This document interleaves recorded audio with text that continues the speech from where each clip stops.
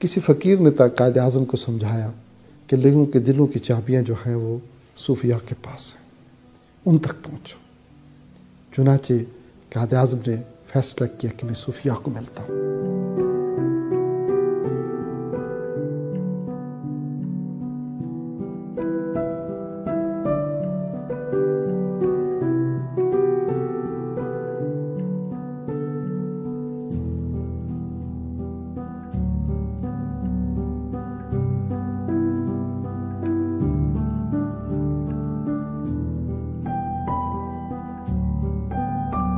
تقسیم ہند ہو رہا ہے اور ووٹ کے ذریعے سے پاکستان نے اور انڈیا نے بننا ہے۔ قائد اعظم جو ہیں وہ ایک پولیٹیشین ہے۔ طاقت کا جو مرکز ہے، چونکہ وڈیراازم تھا، فیوڈلزم تھا، وہ وڈیرے کے پاس تھا، اور وڈیرے کی سیاست کی نمائندگی یونینسٹ پارٹی کر رہی تھی۔ وہ جب پاکستان کی تحریک شروع ہوتی ہے وہ اس کے ساتھ کھڑے ہو جاتے ہیں۔ پھر پاکستان بننے کا مرحلہ آتا ہے تو تحریک پاکستان کے لیے ووٹ لینے کے لیے جو الیکشن اس ٹائم پہ ہوئے، وہ پورے اپنے علاقے کے اندر خطابات کرتے ہیں، لوگوں کو ملتے ہیں کہ ہم نے پاکستان کو بنانا ہے اور پاکستان کو مرز وجود میں لے کر آنا ہے۔ جس وقت تحریک پاکستان ہوتی ہے تو مسلم گارڈ بنتی ہے، پھر جب فسادات ہوتے ہیں تو وہی مسلم گارڈ جو ہے جس کے وہ سربراہ ہیں، وہ مسلمانوں کا تحفظ بھی کرتی ہے۔ پھر اس کی باقاعدہ تربیت کی گئی، دفاع تم نے کیسے کرنا ہے۔ والد صاحب کو ایک یونیفارم دی گئی، وہ یونیفارم پہن کر وہ سلامی لیتے تھے، چونکہ ان کے پاس ایک خوبصورت چیز ان کے پاس جو موجود تھی، وہ عربی نسل کے گھوڑے خود رکھتے تھے، اور ان کے پاس ایک بگی بھی تھی 4 پہیوں کی۔ اس زمانے میں 2 بگی تھی پنجاب کے اندر، ایک گورنر پنجاب کے پاس تھی اور ایک ان کے پاس تھی۔ تو ہمیشہ سارا دن اپنے مریدین کے درمیان گزارتے، اور پھر اس کے بعد وہ شام کو وزیر آباد یا قریبی علاقوں میں جلسے ہوتے تو اس میں بھی چلے جایا کرتے۔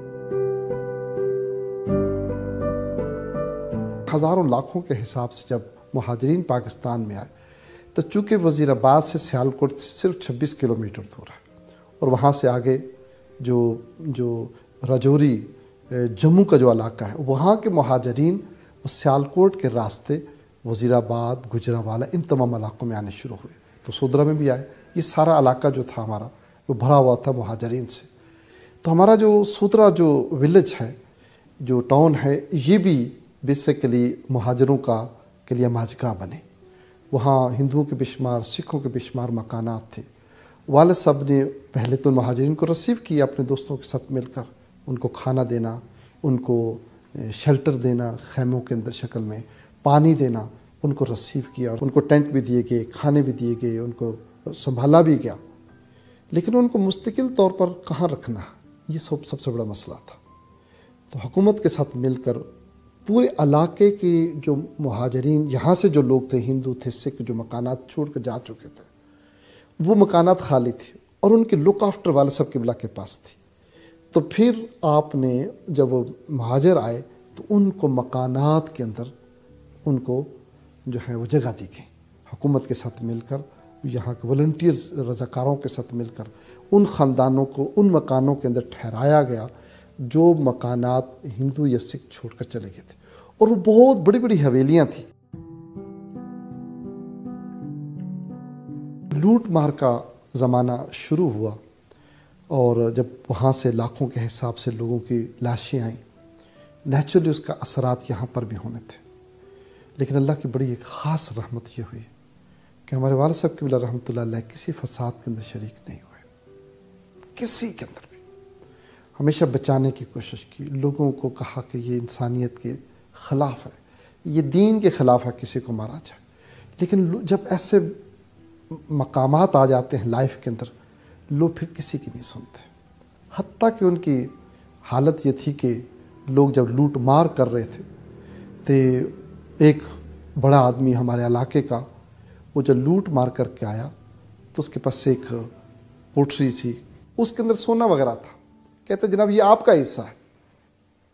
والد صاحب نہ، یہ میرا حصہ نہیں ہے، میں کسی کا لوٹا ہوا مال جو ہے کبھی حاصل کرنے کو تیار نہیں ہوں۔ جس دن ان کا وصال ہونا تھا وہ جمعے کا دن تھا، اس سے ایک جمعہ پہلے اپنے مسجد کے نمازیوں کو یہ کہتے ہیں کہ میں نے 50 سال تمہاری خدمت کی ہے، میں آپ سے زندگی میں کچھ نہیں مانگا، مجھ سے صرف ایک چیز کا وعدہ کریں۔ آپ نے فرمایا کہ اگر میں اس دنیا سے چلا جاؤں تو آپ نے جو جوتیوں والی جگہ نا وہاں پر میری قبر بنانی ہے۔ یہ لوگوں سے وعدہ لیا، اور اگلے جمعۃ المبارک میں راولپنڈی اسلام آباد سے واپس گھر کی طرف آ رہے تھے تو وزیر آباد کے ساتھ ایک محلہ ہے الہ آباد، وہاں پر ان کا وصال ہو جاتا ہے۔ اور وہ شخص جو اپنے زمانے میں دنیا کے سامنے ایک بہت امیر ترین شخص تھا، جس کے پاس عربی نسل کے گھوڑے تھے، جن کی حویلی بھری ہوتی تھی اور جن کے پاس بگی تھی۔ اس زمانے میں بگی، بلکہ آج کے زمانے کے اندر بھی بگی وہ کم چیز نہیں ہے، وہ ایک شاہانہ۔ لیکن جب وہ انسان اس دنیا سے جاتا ہے تو صرف 16 روپے چھوڑ کر جاتا ہے۔ ہماری گھر کی ٹوٹل وراثت 16 روپے تھی۔ اگر یہ صوفیہ کرام، علماء کرام نہ ہوتے کبھی پاکستان نہ بنتا، اس لیے کہ عام آدمی سے ووٹ انہوں نے لے کر دیا تھا۔ لیکن تاریخ کے اندر بڑا ظلم یہ ہوا کہ ان لوگوں کا نام ہی نہیں ہے۔ آپ کو اس بات کا علم ہے کہ قائد اعظم رحمۃ اللہ تعالیٰ علیہ وہ ایک پولیٹیشین تھے، اور قائد اعظم نے اپنی زندگی کا بہت بڑا حصہ پاکستان کے بنانے کے سلسلے میں کوشش میں لگایا، لیکن ان کو کامیابی نظر نہیں آ رہی تھی۔ کسی فقیر نے قائد اعظم کو سمجھایا کہ لوگوں کے دلوں کی چابیاں جو ہیں وہ صوفیاء کے پاس ہیں، ان تک پہنچو۔ چنانچہ قائد اعظم نے فیصلہ کیا کہ میں صوفیاء کو ملتا ہوں۔ آپ کو معلوم ہے کہ وہ مانکی شریف کے اور وہاں پیر صاحب کے ساتھ انہوں نے پاکستان کو بنانے وقت اسلام کا وعدہ کیا، سائن کیے۔ پھر مانکی شریف کے پیر، زکوڑی شریف کے پیر صاحب، پھر سیال شریف، بھیرا شریف، پیر جماعت علی شاہ صاحب رحمۃ اللہ تعالیٰ علیہ، جنہوں نے یہ کہا تھا کہ اگر قائد اعظم پاکستان نہیں بنائیں گے تو ہم بنائیں گے، اور قائد اعظم کے پیچھے کھڑے ہو گئے۔ قائد اعظم کو مسلح بھیجا، قائد اعظم کو انہوں نے تسبیح بھیجی، اور قائد اعظم نے جواب دیا کہ مجھے معلوم ہے پیر صاحب آپ کیوں بھیج رہے ہیں، آپ یہ چاہتے ہیں کہ یہ پاکستان جو ہے اس مسلح اور تسبیح کا نام ہے۔ کہنے کا مقصد بیسیکلی یہ ہے کہ پھر سندھ پورے کا پورا صوفیاء کے ساتھ ملا، ساؤتھ پنجاب آپ چلے جائیں، آج بھی اس کی سرائکی زبان کے اندر جو مٹھاس ہے وہ صوفیاء کے کلام کی وجہ سے، بابا فرید کا کلام جو ہو یا کوٹ مٹھن والے بزرگوں کا ہو، یہ سارے کے سارے وہ لوگ تھے جن کے لوگوں کے دل جن کے ساتھ دھڑکتے تھے۔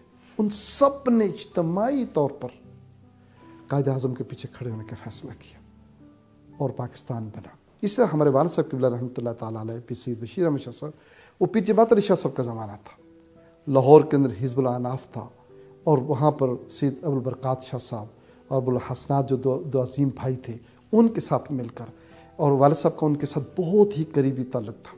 اس طرح پیر سید فیض الحسن شاہ صاحب عالم محارشی والے، یہ سارے کے سارے صوفیہ کرام ایک اجتماعی شکل میں اکٹھے ہوئے، اور انہوں نے پاکستان کے بنانے کے اندر وہ کردار ادا کیا کہ اگر کوئی تاریخ دان اپنی کتاب کے اندر تعصب کے ساتھ لکھنے سے انکاری بھی ہو جائے تو انشاءاللہ مائیں خود یہ کہانیاں جو ہیں اپنے بچوں کو بیان کر رہی ہیں، جو کہ منتقل ہو رہی ہیں وراثت کی شکل میں، تاریخ کی شکل میں، کوئی ان کو مٹا نہیں سکتا۔